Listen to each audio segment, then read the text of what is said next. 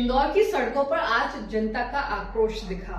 भागीरथपुरा में दूषित पानी से 21 मौतों और सैकड़ों बीमार हुए हैं। पूरे शहर में दूषित पानी को लेकर आक्रोश है। देश और विदेश में स्वच्छ इंदौर की किरकिरी हुई है।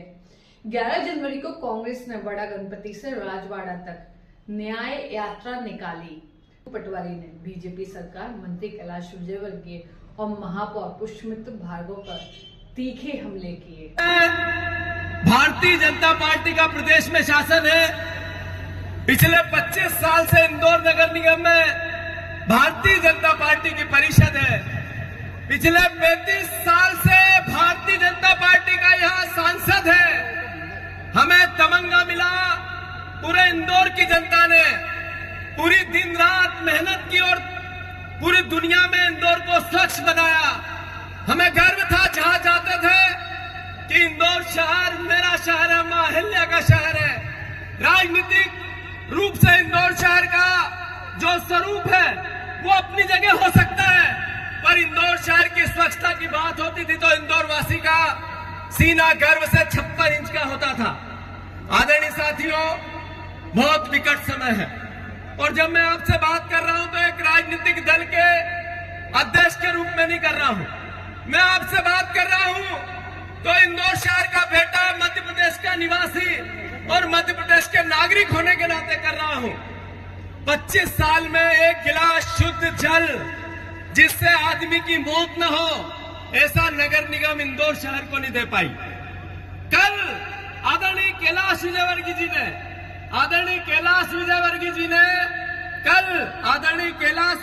जी ने एक चिट्ठी लिखी इंदौर शहर के नाम कि मैं इंदौर का बेटा हूं।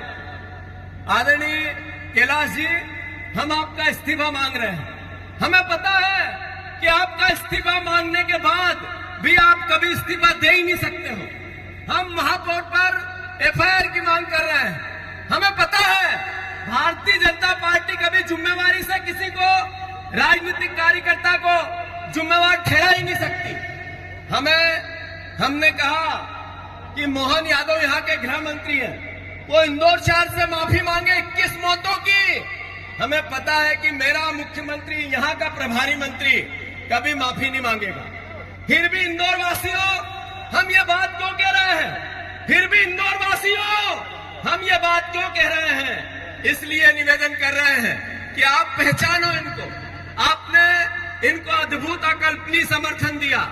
आपने एक भी जनप्रतिनिधि विपक्ष में नहीं छोड़ा। इतना प्यार, इतना दुलार, इतना सत्कार सपने में भी नहीं सोच सकते वो भारतीय जनता पार्टी को दिया। हमें एक विधायक के रूप में मुझे एक बार चुना आपने। हमने कोशिश की कि एक विधायक, एक बीज विपक्ष की भूमिका निभाए, पर जैसा भी हुआ आपने जो किया सर माथे पे है। पर सवाल यह है कि क्या आने वाले भविष्य में भी हमारे परिवार के लोग इसी तरीके से दम तोड़ते रहेंगे एक गिलास पानी के लिए?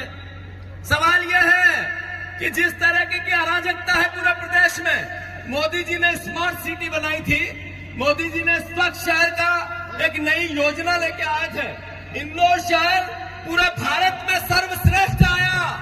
अगर वहां पर 21 लोग पानी में जहर से मर गए तो पूरे देश की स्थिति क्या होगी? ये विचार आज करना चाहिए कि नहीं करना चाहिए?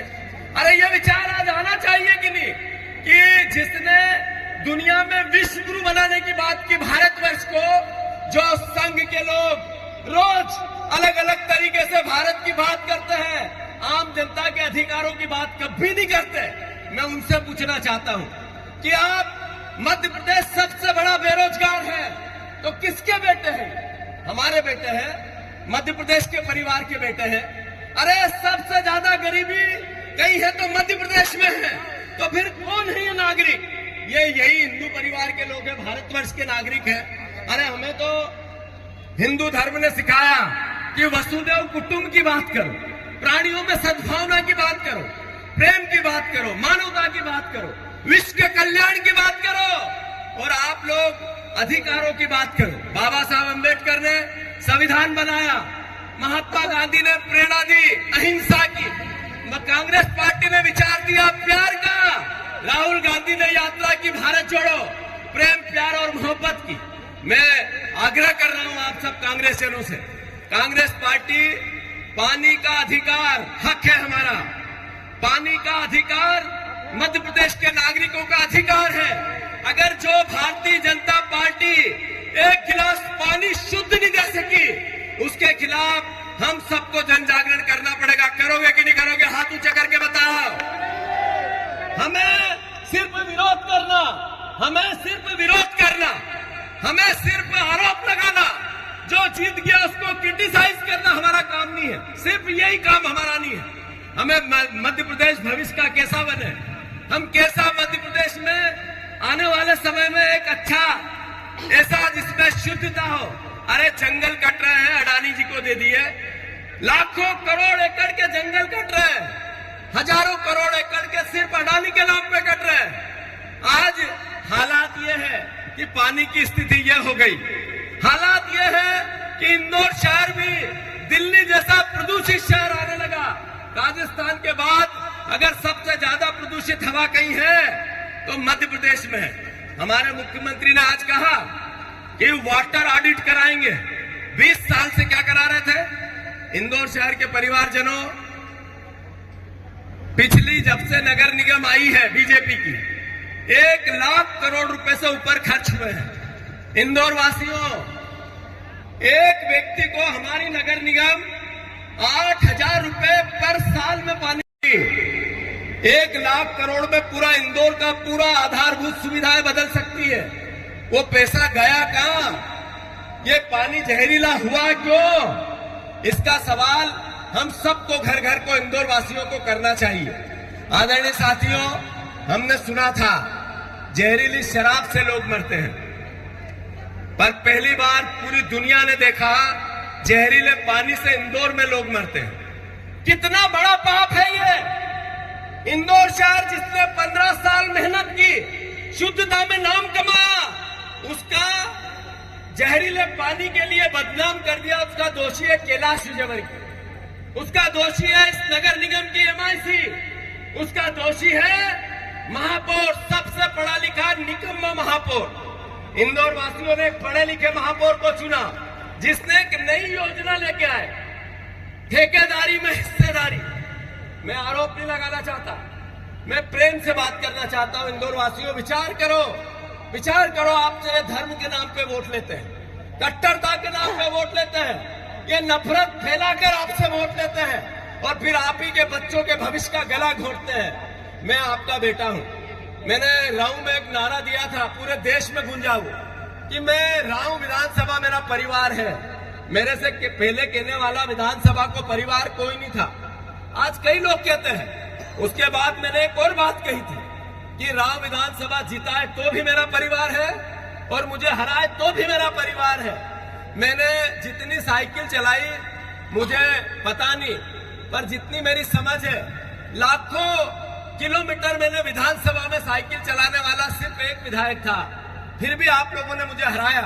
मैंने उफ नहीं बोली, मैंने इसको आशीर्वाद समझा और इंदौर शहर के बेटा होने के नाते विपक्ष की भूमिका निभाई।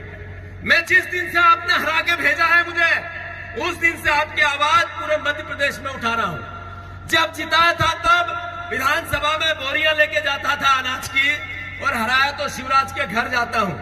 कहीं कसर नहीं छोड़ता हूं, रात दिन एक विपक्ष का दायित्व निभाता हूं। मैं आग्रह करता हूं, आपके सहयोग की अपेक्षा है, आपके आशीर्वाद की अपेक्षा है। बिना विपक्ष का लोकतंत्र जिंदा नहीं रह सकता है।